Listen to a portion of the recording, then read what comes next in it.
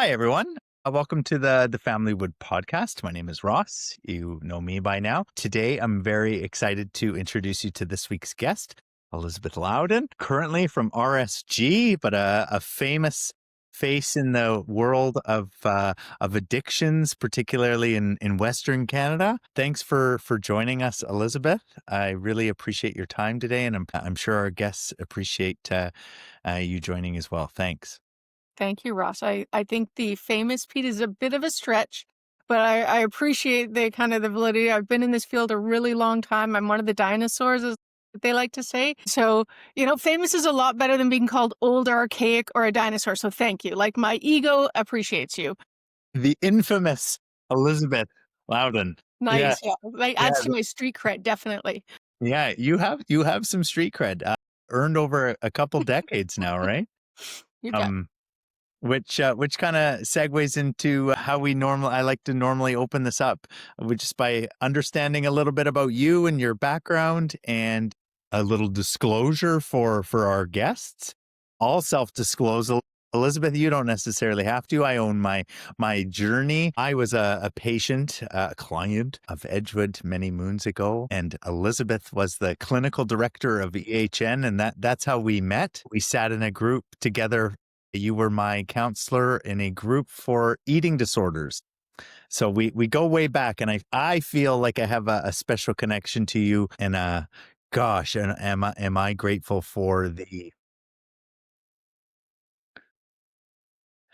I am grateful for your calm wisdom related to addiction. I think you have a calmness about you that I think I at least will own it. I, as a clinician, aspire to. Um, so everyone meet Elizabeth. Well, thank you so much. And again, I really appreciate those kind words of knowing that I got to impact your journey of recovery and how my wisdom, my calmness is now hopefully helping you kind of have that radar in your brain to be like, how do I be a little bit more like that? I like to joke on about, my pathway into this field. I like to say I got tricked into it. And so I never expected I would work in addiction. I come from a family of people that struggle with addiction. So active addiction. My dad is actually still active today in his late 70s.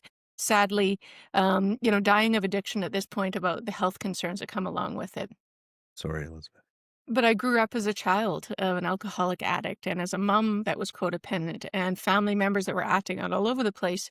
And so I never thought that I would work in addiction. I took a degree in psychology, but originally was going to go on to do my master's in statistical analysis. I laugh at that because most people just like, that's insane. Why would you do that? And that sounds like the most boring master's degree. Stats is great. I'm a UBCO stats track guy. Okay, love that about Yeah, stats is great. I like numbers because numbers are safe, right? Coming from an alcoholic family, feelings weren't safe, emotions weren't safe, but numbers were. And so I wanted to study the people, but not have some distance from it. And so I got a summer job at Edgewood, and it was before I was going to start my master's degree of statistical analysis at UNBC. And so, I met Jane Ferguson, who was the executive director and owner of Edgewood at the time. And she was a passionate, crazy woman. And, I started as support staff and kind of was like leery about it because these people were talking about feelings and emotions, and good gosh, we didn't do that. Um, and yet, like, I really liked it. And then one day she said to me, "Hey, Elizabeth, I'd really like it if you went to the Insight program." And so for anybody that doesn't know, our Insight program was our family program.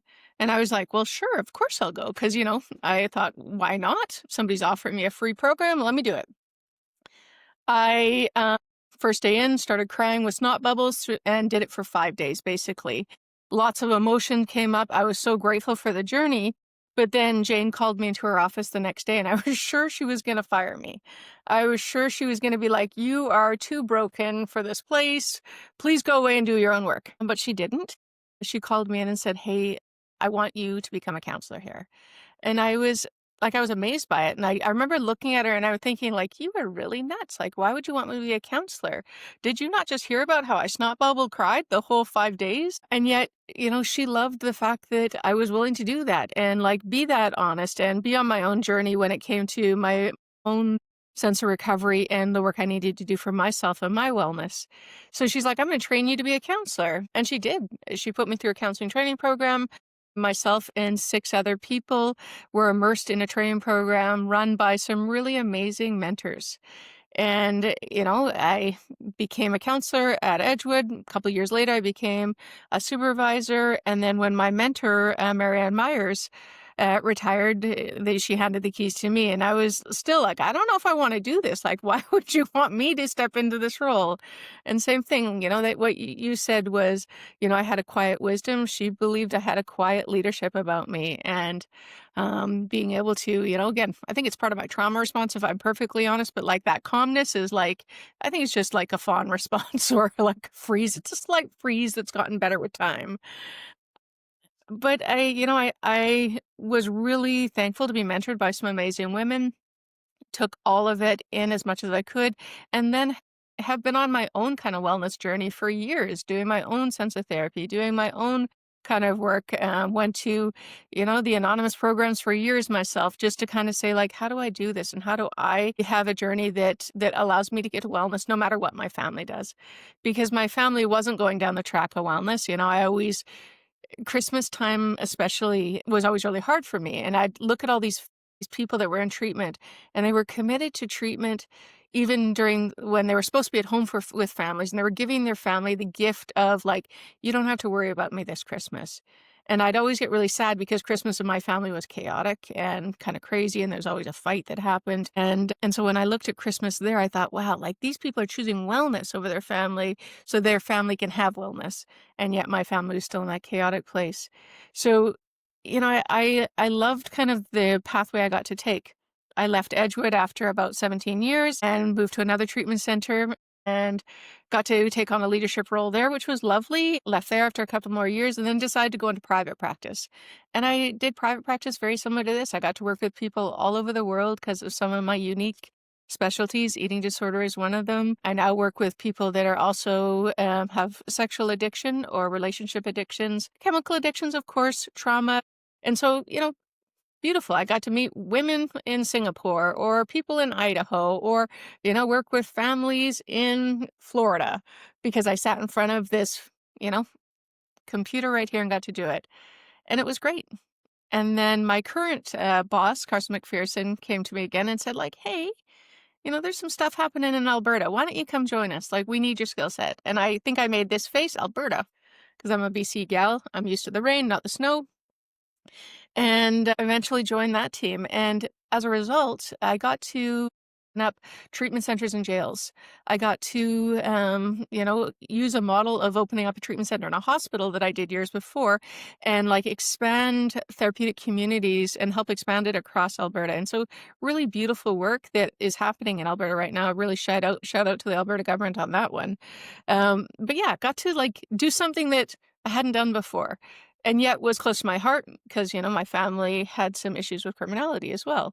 And now I get to be the chief operating officer for the same company. And we are doing some amazing things in Alberta and hopefully in other provinces coming up. So it's a busy life, but at the same time, really rewarding, really exciting. Get to help people that, in the private world before that I worked in, that the people that I get to help now couldn't afford that kind of treatment. And yet I'm developing programs that are just as good as what they were getting before that you would have been benefited from, but now is free of charge in Alberta. So yeah, it's pretty amazing. That's one of those heart things that I'm super proud of is like people don't got to throw down a MasterCard to come into one of the centers in Alberta where it's like you can come, stay for a year, and it's completely free, paid by the government. And it's a great program because, hey, I helped design it. And I My say help because sister there is was a from lot of people that helped Calgary. with this. Yeah, My sister from Calgary and I had a conversation about this last week. nice. She asked me what my thoughts were on the government of Alberta's initiatives. Go, go, go, fund Yeah, the treatment. Yeah, there's going to be growing pains. And that's why, thank of goodness, course. they brought in experts that know what they're doing. Like, kudos to the government of Alberta on Mhm. this. I don't know where any of the listeners stand on politics, but this specific niche issue, like, they're winning. Yeah, they're Yeah, going I don't after definitely do not treat. follow politics. I'm very apolitical that way. But what I know is what they're doing is helping a lot of people and removing barriers, entering pathways into recovery, no matter where somebody can land at that point. and just allowing people to be well and get well. And so, yeah, it's a hopefully an infectious model that Alberta's doing, and I get to play a small part in it. So that's super cool. It's really cool. It's really cool. Uh, you're a mover and a shaker in the Alberta. Who would have thought, Elizabeth? A mover and a shaker in the Alberta addictions treatment industry. That's now publicly funded. Amen. Right? Yeah, without these barriers to treatment that even I face as a clinician, like there's a treatment barrier with private pay, right? Definitely. To Yeah. be able to access that is, like, it's so wonderful, and I get to, because I oversee all of the sites that we have under our subsidiary at Ross Solutions Group, I get to go and I see, our residents at Lakeview. I go into the jails and see our members that are institutionalized, that are working our programs, and it's just, like, so hope-filled, and it's so amazing, and I get to go to recovery days and see recovery in action and see some of those people that I treated in those other places, living recovery out loud, and yeah, it's beautiful. Right on. Right Mhm. on. Earlier you mentioned, and I want to come back to RSG and what you're doing. And earlier you mentioned insight. Yeah, it seems like insight was powerful for you. I can very much relate for the viewers that are tuning in. We are here because of insight. Insight is a family program at Edgewood that about 2 or 3 years into recovery, and I'm going to say 2 or 3, yeah, 2 or 3 years into recovery myself, I went to Insight and unlocked a whole can of worms about my family dysfunction. And Yeah. yes, I have a mother still in active addiction and up and down the family tree. And yeah, you don't have to look far on where some of these challenges come from. So, insight sounds both of us had a very powerful experience. Mhm. Kind of opened my eyes to the nuance of the family system and how it relates to addiction treatment. Over this long and successful career that you've had, what have your journeys been related to family systems and working with the families?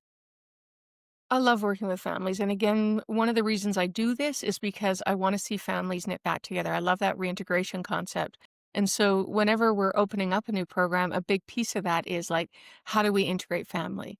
Because I truly believe, like, whether it be sending somebody back to a community that might be a mom and a dad, or it might be friends, or it might be a spiritual community, we still need to be able to integrate what does community and family mean to this person.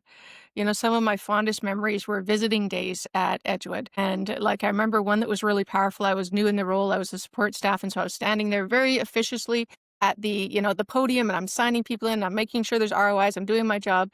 And there's a long lineup of people waiting to come in. And this little girl, probably 3 or under, like, runs by me, like, squealing, and a happy squeal, right? And so I turn and look, and her dad is behind me, and he's down on, like, one knee, and he grabs her in his arms. And, like, I still get emotional thinking about that day because I turned back and I could see that.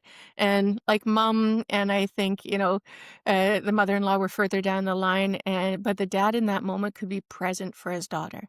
And he hugged her and, gave her a quick squeeze. And, like, the little girl was so happy.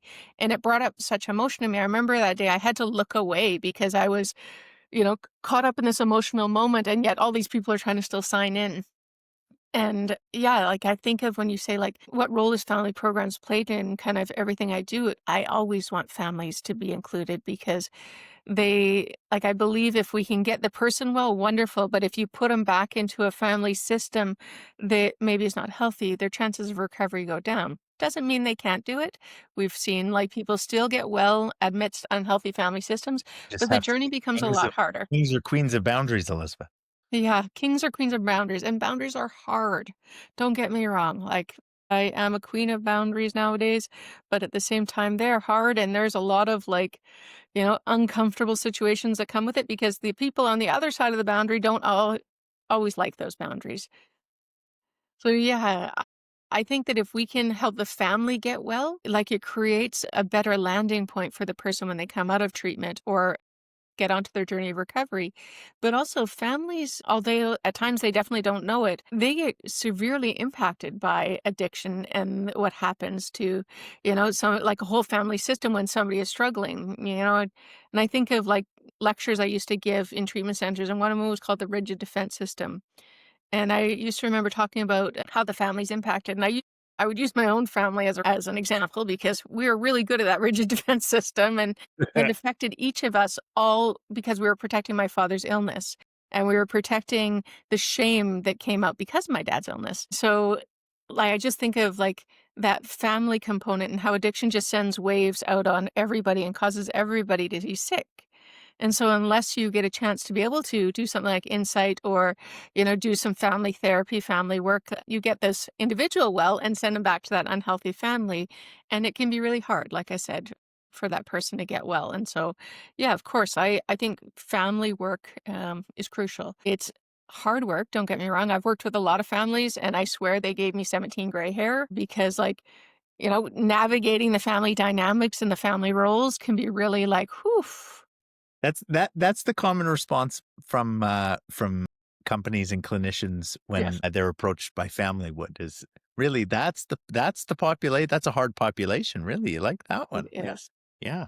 Yeah. Yeah, I always say kudos to people that are either couples therapists or family therapists. Like, I think working with an individual is hard, don't get me wrong, please. I'm not diminishing anybody on that one, but like when you work at a couple or you work with people, family dynamics, and you're just watching everybody reenact their roles and you're like, where do I start even? How do I stop this person and redirect this person and show this person? And it's like, whew, okay, that quiet wisdom, as you said. I like something you said about the impacts of the family. It made me think of a client that I worked with for many, many months, and only after it's like 4 or 5 months when they saw my Instagram account, Familywood's Instagram account, where I talk about the impacts of addiction, and they said only when I saw that reel on Instagram did it hit me how much impact the loved one's addiction has actually had on me and the baggage that I've been carrying and holding it together for so long through treatment. And then those first 3 to 6 months after treatment that are always a little bit rocky. Only then did it kind of smack, for lack of a better term, smack that client with just how much weight, especially for years and years and years, like when we're talking these Mhm. parents that with kids who have grown up in houses of addiction like I did, those kids, they carry the weight. Yeah. And then if we layer onto that, if they've lost somebody due to addiction and the grief process that happens as a result. And so I think of, you know, the impact on family, yeah, it's debilitating, but often families don't see it because it's the norm. It's just kind of what happens. It's like the way that they just keep going. It's like maybe it'll get better if I just, right? And so they keep going, they keep moving, and they keep normalizing all the reactions that they're having. Like, I can feel the impact of, like, the families that have lived with people in addiction and then thought, like, "How do we do this recovery piece?" Well, it's their journey, isn't it? Not all of ours. Yeah. So here, let's transition here just to keep things moving.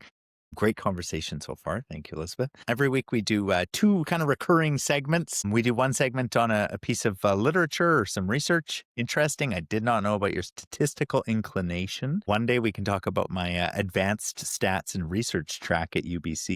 From 400 down to 11 students over the course of 4 years. Yep, that sounds about right. I like the research too. Yay. It's safe. Never heard that. I have to explore that now, Mhm. Elizabeth. This week, Just we are tapped me talking. Band-Aid there, I'm pretty sure. Sorry about that, Ross. Yeah, hey, we all have work to do, including me, and it never ends. Yes. This week, we're talking about a piece of literature on something that you mentioned earlier on eating disorders, and just a little Mhm. warning for anyone that may or may not be struggling and is listening. This may be uncomfortable for you to hear, so I just give you a little bit of a heads up. This week's piece of research is called the Processes of Change in Family Therapies for Anorexia Nervosa, a systematic review and meta-synthesis of qualitative data. This piece of literature, and we'll post it on the podcast for people to check out, is about it's from 2024, and the researchers reviewed 14 qualitative studies and found that healing depends on the manual, or less on the manual and more about the connection. Speaking of what you were talking about earlier, like they need to have some kind of family, even if it's a spiritual family spiritual connections.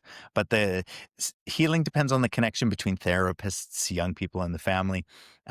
Families in this research described progress when therapy felt flexible, emotionally attuned, and individualized, and when the therapist joined them as a human being, not so much as an expert. On the flip side, treatment often failed when it ignored emotional distress and family dynamics and the young person's voice. Interesting. Parents felt blamed and young people felt unseen, as if their disorder was being treated and not them being treated as a person. Ultimately, the study concluded that recovery begins when therapy moves beyond refeeding and all the other treatment protocols related to severe eating disorder treatments. And instead, healing takes place when the treatment fosters secure, trusting relationships where everyone feels heard and valued, particularly related to the family. When there's family change, that's when sustainable recovery can take root.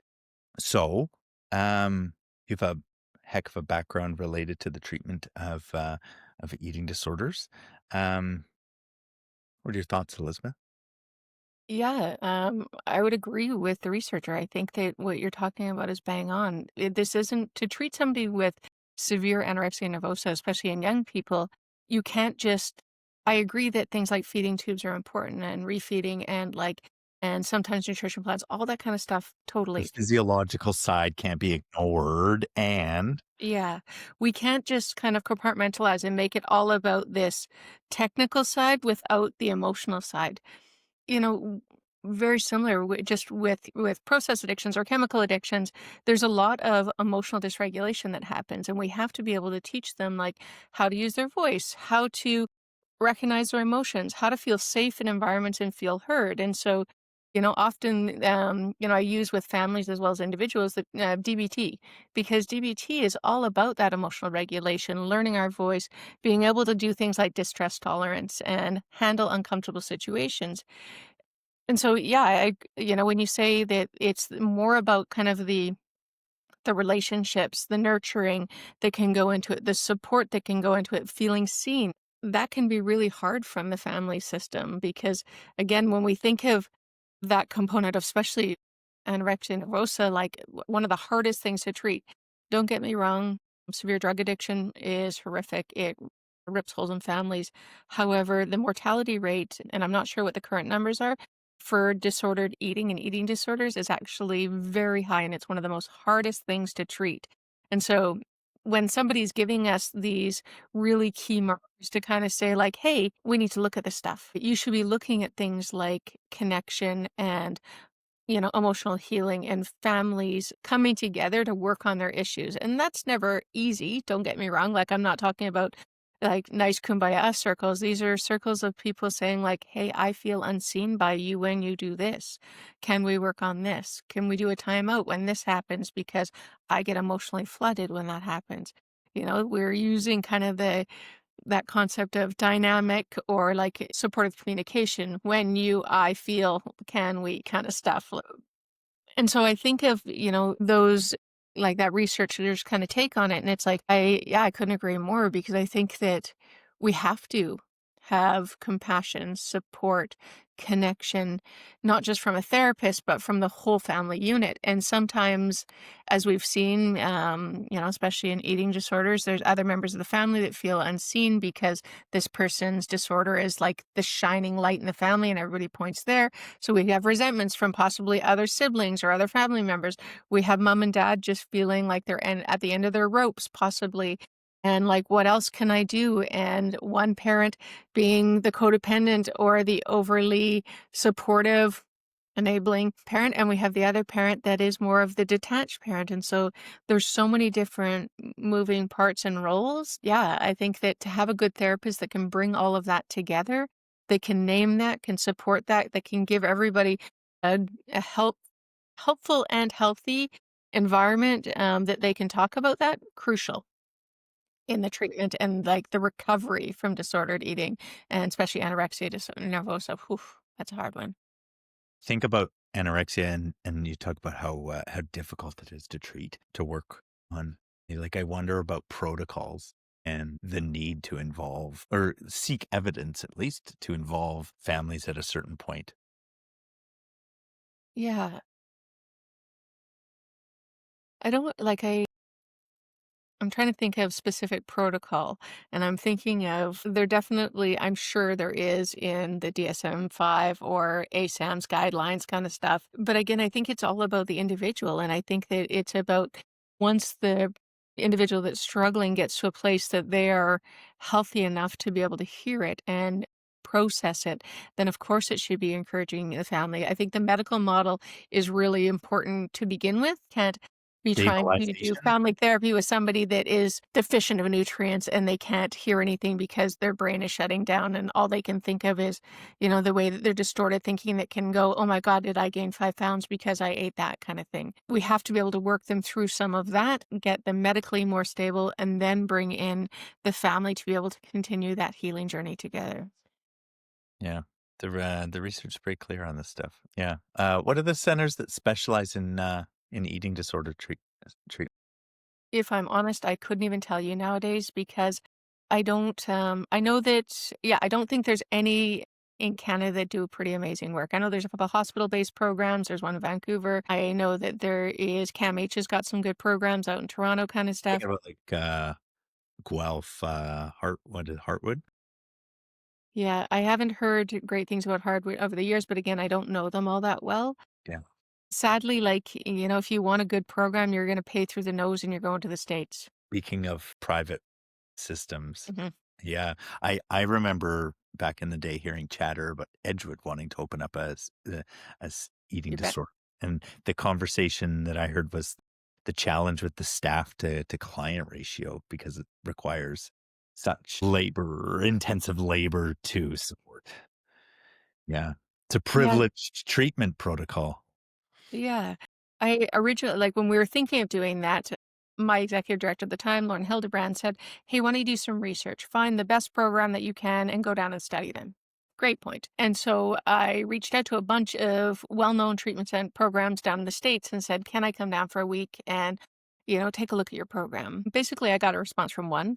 The place is called Rosewood, and it was an amazing program. It was down in um, Arizona, and it was kind of on the top of a mountain. It made me giggle. It's like your people definitely aren't escaping from this place, and it was kind of dirt road to get there. I was like driving. I remember my first day driving in there going, am I heading to the right place?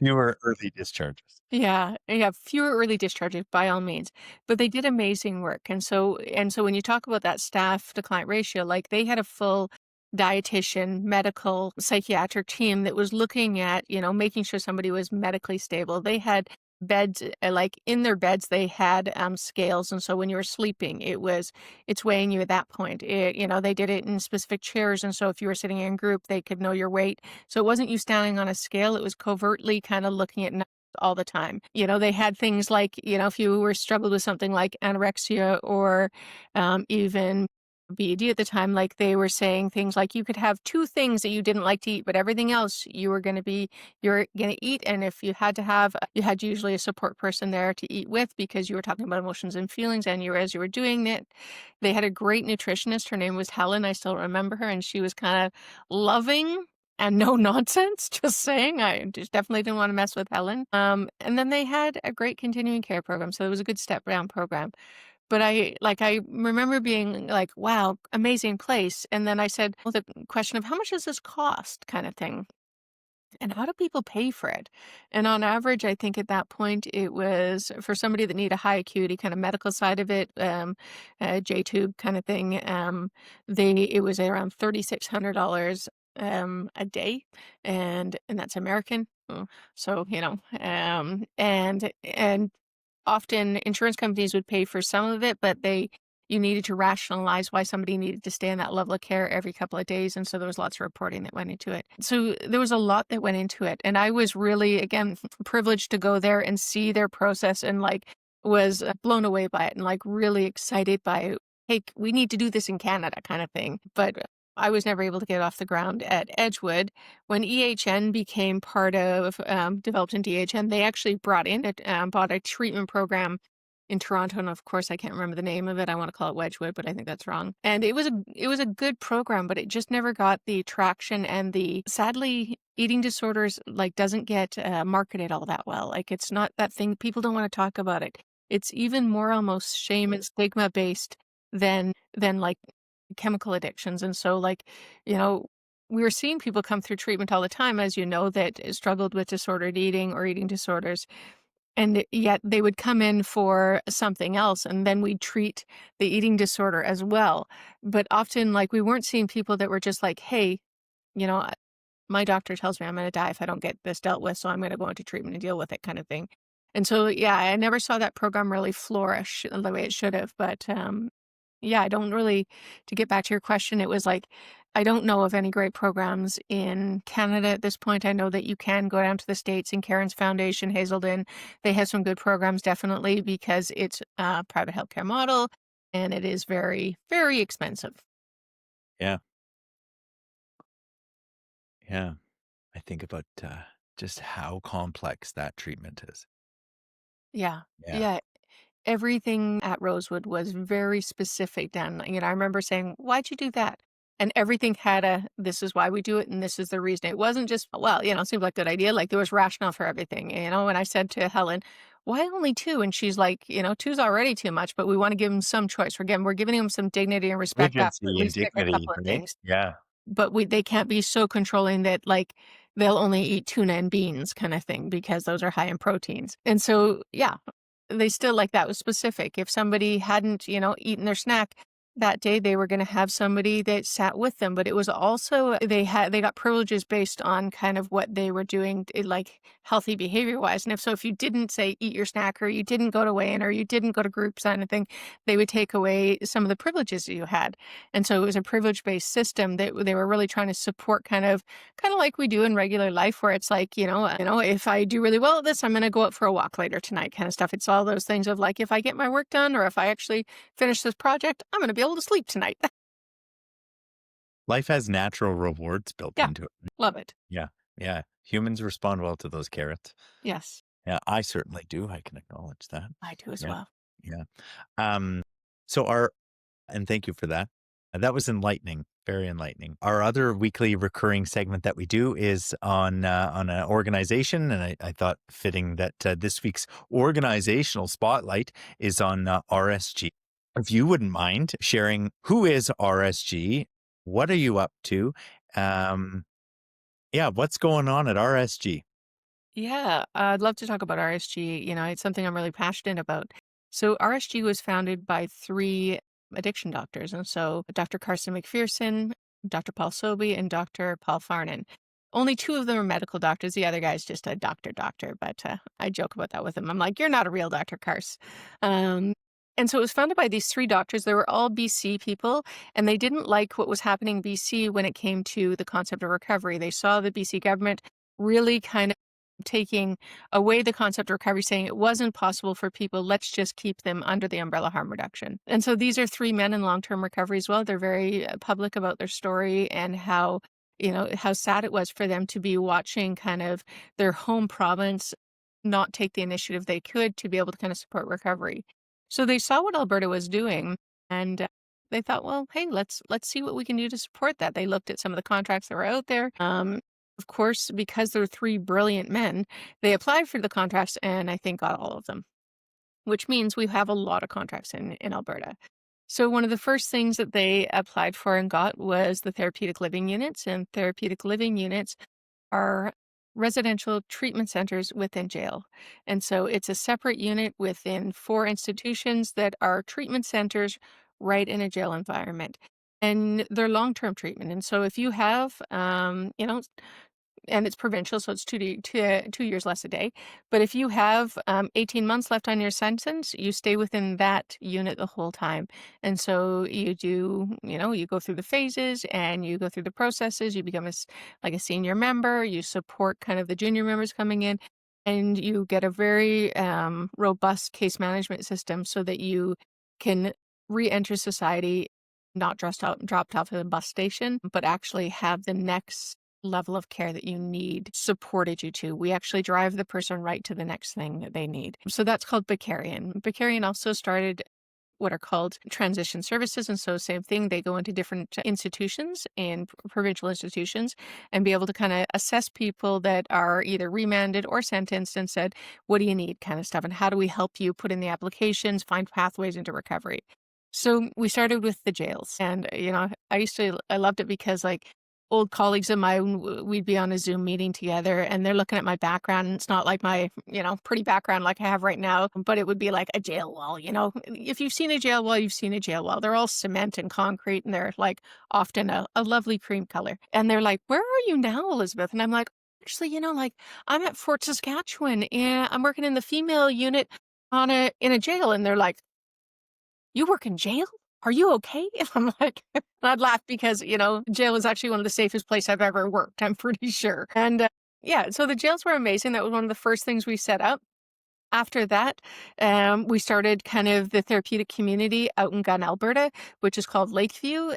It was originally a site where if you came home from World War II and you needed a spot for your family to go to, it was a small community of all of these houses that you could come back and kind of re-enter society after war. Became a little bit, dilapidated over the years, and so the Alberta government infused a bunch of money into it to be able to develop this. It's on 40 acres, if I'm not mistaken, 42, something like that. But it's a recovery community. We like to call it's like its own little recovery town. They built a couple of beautiful buildings, and you can go into the therapeutic community for up to 12 months, and we would keep people longer if they needed to, uh, and rehabilitate, have the time, the space to be able to kind of learn, to change the thinking, to change the behaviors, and then be able to support other people coming in and kind of, it's a concept of giving back kind of thing. Yeah. Full Yeah, circle. it's pretty amazing. After we opened Lakeview, we started with Loudon Health, and Loudon Health is recovery coaches. And recovery coaches are pretty amazing because they can support, so they're kind of paraprofessionals all over. And so they work in navigation centers.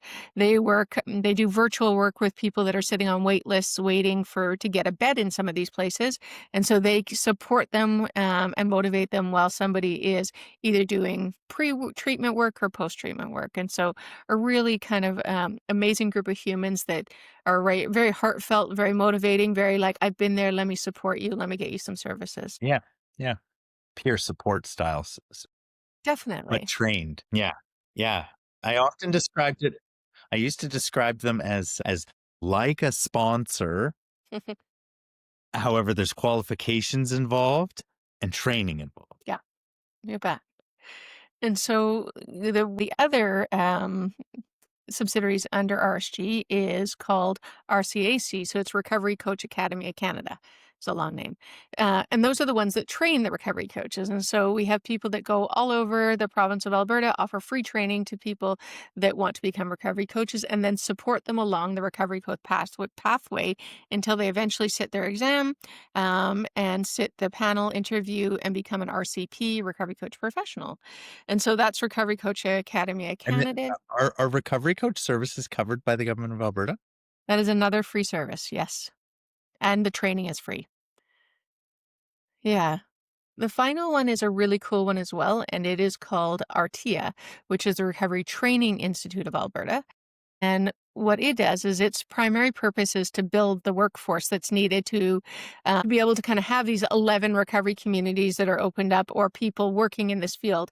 And so it's, again, a completely free platform of educational offerings of experts from all over the world that we've gone out and interviewed, David Best, Kevin McCauley, and interviewed these people and had them, Joanna Iverson, like amazing good people, be able to kind of talk about their wisdom to these people so that the people can learn from them. And so, there's multiple modules on this thing called Empower Pathways that people then can leave with a certificate that says like they've done this kind of piece. And it's very well known in Alberta that if you've completed Empower Pathways, you've got a good kind of level of understanding about addiction and recovery.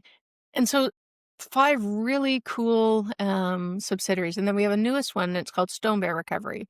And Stone Bear Recovery is run by an Indigenous group, and it is helping our Indigenous recovery communities get up and running. I make no qualms about this, but I'm very white.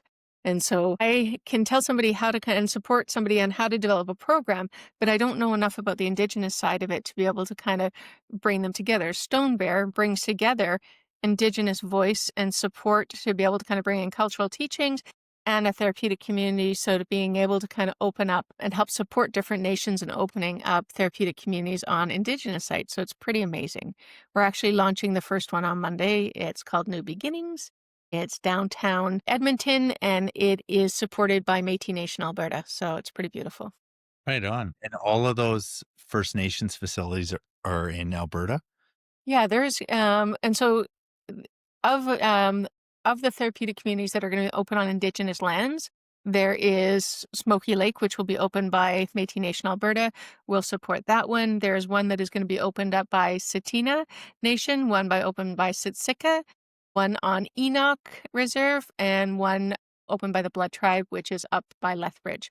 And so 5 therapeutic communities funded by province opening up on Indigenous lands. This is the first time that this has ever been done in Canada, because usually it's federal that's doing this. And so provincial is like kind of going like, hey, we want to invest in your nation, we want to support it, and we're going to do it on your nation. And so which means when you're looking at say the program at say Siksika as an example, they're being able to kind of have a traditional program that looks at their nation's teachings and also factoring in, hopefully, the provincial guidelines on therapeutic communities. And so bringing those two things together and to be able to offer this. And the programs that are on each of the First Nations lands aren't just for First Nations. Anybody can go there. So, if I was a resident of Alberta, I could go to anywhere that offered a female bed kind of stuff. However, of course, the priority will be given to Métis or Siksika or Tsuut'ina residents. So, yeah, it's a really cutting edge, cool thing that's happening. And yeah, And so you have the treatment level. Really, I didn't know the depth of it. And I'm really happy to hear about the training level. In yes, full transparency, the conversation I had with my sister, my worry was the staffing. yes, Yeah, like, you bet. okay, they've gone all in on the treatment, but now we got to make sure that there's adequate staffing and people to fill Yeah. these beds with. One of the things that Lakeview does as well, which is our therapeutic community, is we call them like a training hospital. And so they do practicum experiences, they do training experiences. And so, as an example, Blood Tribe, they are getting close to opening their therapeutic community, and they've sent their whole leadership team, as well as like any staff that they had hired, down to spend a week at Lakeview because they've been up and running for a year. And we've got a world renowned expert running the place for us. She's amazing. Her name's Lindsay Haig. She comes from the UK. She's got a very strong accent. Well, you get past that, and she's pretty lovely. But they're coming, and we're having these people come to Lakeview so they can learn from the teaching hospital about like how to do things, how to run a morning meeting, how to do this piece, how to do this piece, and like then how to take it back and individualize it for your nation. So yeah, you bet. Alberta government, really thought of that piece of not just, hey, we're going to open up all these amazing sites, but how are we going to staff them? Which means how do we actually develop qualified staff for that? And so Recovery Coach Academy and Artia are two of those ways that our company is doing it to try to be able to really kind of say, okay, here, what's the benchmark? How do we make sure that people know about motivational interviewing, or how do we make sure that they know about, the phases that come in the treatment or case management or whatever it may be. So I also really like that it's an accessible path for individuals in early recovery to work towards. So we all know that much of the addiction industry is staffed by people who are related to addiction in some way, many having been in recovery or in recovery themselves. It was real, like as you were talking, I'm thinking, man, it was really hard for me to get here. I had barriers to entry to get here, starting with like the undergrad and then going into the master's, right? Like doing all that was really hard. And I was fortunate enough to be able to do it financially and time. I didn't have a family when I started this academic journey, so I could do it. But like today, I have 2 kids and a wife and all these responsibilities. I don't think I would enter the same academic journey that I entered before. But I might, or not, but I would enter a less prohibitive, yeah. yeah. And that's what kind of the Ross model is about removing those barriers and giving people vocational training along the way. And so definitely, like we want people to be able to kind of access the RTA trainings. They're free. You sign up for them online. They're self-paced. There's little quizzes that go along with it. And then, you get a certificate. A lot of well, I won't say a lot, but a few of the recovery communities that are already up and running in Alberta, as an example, use RTA and the training modules there as an onboarding tool for their new staff, which I love because it's like Or then it makes sure everybody has the same sort of understanding, the same language, the same kind of competencies. And so, yeah, we want people that are coming out of Lakeview or the last door, any of the places that have that, like, hey, I want to be in this field. We want to give them pathways to kind of say, like, okay, go into recovery coaching, go through that process. it's a Here's a win-win for job. everyone too. It's a win because we need qualified Yes. relational staff, and it's so good for their recovery too. Yeah. Definitely. I actually part of my talk at Recovery Capital conference was I brought an alumni up on stage with me, and this gentleman had been in the TLU, so he'd been in therapeutic living units in the jails, prolific history of criminality, and then he transferred there and spent time at Lakeview. He did the recovery coach training right while he was a resident at Lakeview, and then once he completed there, he got a job at the DI, which is I can't remember what actually DI stands for, if I'm honest, but like he's working within the field. And so to see this man that has, in the past been like an enforcer and like a drug dealer, to see him up there on stage talking about giving back and like sharing his experience, supporting different people in recovery. And my favorite part of it, like, he was nervous. And of course, like 2,000 people in the room, you're going to be nervous. I was nervous. But, from a guy that's got quite a street cred to him, that's probably, done some things that nobody wants to talk about. Like he was up there. And because I think he was being so congruent with who he wants to be, he was nervous about the message he was giving. And it was, he like, at the end, I gave him a big hug and he's like, how did I do? And I'm like, you did beautiful. But yeah, like we want people to be noticed. We want people to honor lived experience. And I think that there is businesses out there learning from that. And then we do have one more business, if I'm honest. We have, well, if I'm honest, but we actually have a private treatment center on Vancouver Island I as was going to well. ask you. So what's the relationship with the Healing Institute, and what's going on there? Yeah, the Healing Institute is a small private treatment center on Forbidden Plateau Mountain. It's a gorgeous setting. Gorgeous. I was up Gorgeous. there 2 weeks ago, and the Yeah. view is Yeah, beautiful. And so, our owners, Carson owns that center as well. And he kind of started it in the same time that he was starting everything in Alberta. Guy's a little bit of got some workaholic stuff, but like when we'll talk about that right now. But he's, let's say, he's very invested in recovery.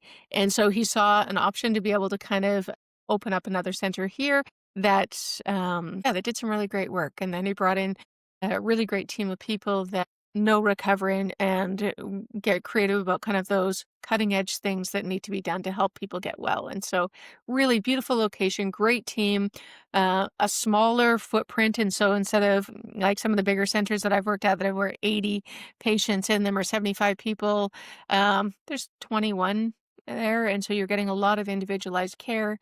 And, facility itself feels comfortable too. Like, actually, I want to correct. I say facility, but it doesn't. It is, but it doesn't feel like a facility. I don't feel like I'm walking into like a commercial enterprise. no, it's Big definitely. log, like Whistler-esque house kind of thing. Yeah, I think it was a ski lodge originally. If I'm, I think that there used to be a ski hill on Forbidden. It burned down about 15 years ago. They never rebuilt it. And so I think somebody repurposed this and it's a really great treatment center. Just saying. It's a beautiful piece of land. There's a lot of land based healing that we do there, recreational therapy. And so, really great team of people that work there. Yeah. They're doing amazing work. And so we do still have a small private kind of section to our company that we're still supporting and helping grow. And hopefully it will continue to grow and maybe get bigger. I'm not sure. Or we might keep it really small. But it is for some of some people just won't ever go to Lakeview and stay there for a year or, they don't have that time and they need an option like THI. We wanted to make sure that we gave them something that was what you said earlier. It's caring people, supporting families, helping people kind of reintegrate and do the tough work on the way. Elizabeth, I met with someone a couple of weeks ago that runs really, really exclusive, we'll call it high end private treatment that is very expensive, very expensive. And he said to me something that clicked with me. He said, my clients won't go to a facility. They won't go to somewhere where there's other people. They oftentimes have extra security that comes with them. And that's just the kind of person that it is. And he said, if they don't get help, they'll die. So they need an option. And this is, yeah, yeah, people need it. Like, this is the individualized care, right? Yeah, it's about, again, that concept of pathways, finding a pathway for somebody no matter who they are in this world, whether they are that exclusive person that needs extra security, somebody that only has 50 days to do their work and then some drop down care to continue care, or somebody that needs a longer, kind of slower process to before they dive into their work, and something like Lakeview that can be, without that cost. A bulldog just came in. I apologize. She's pushing the door open right now. Um, but yeah, so I think that it's about like I'm never going to say anything bad about another treatment program because I think that there's different pathways that people find into the recovery world. As long as they find the pathway that works for them, that's what I hope for. Yeah. Yeah. Great conversation, Elizabeth. Thank you so much for joining us. I'm so proud of the work that you're doing. Gosh, it's so important. And yeah, you're knocking it out of the park. Not that you need my Thank you. kudos or anything, but It is wonderful to see you again as well and to see how well you're doing in your world as well. So thank you for getting in touch with me. Thank you for asking me to do this. Yeah, somebody learns from something that we've talked about today. yeah, me too. That's the whole goal here. Elizabeth Loudon with RSG, and really, really appreciate it. Thank you so much.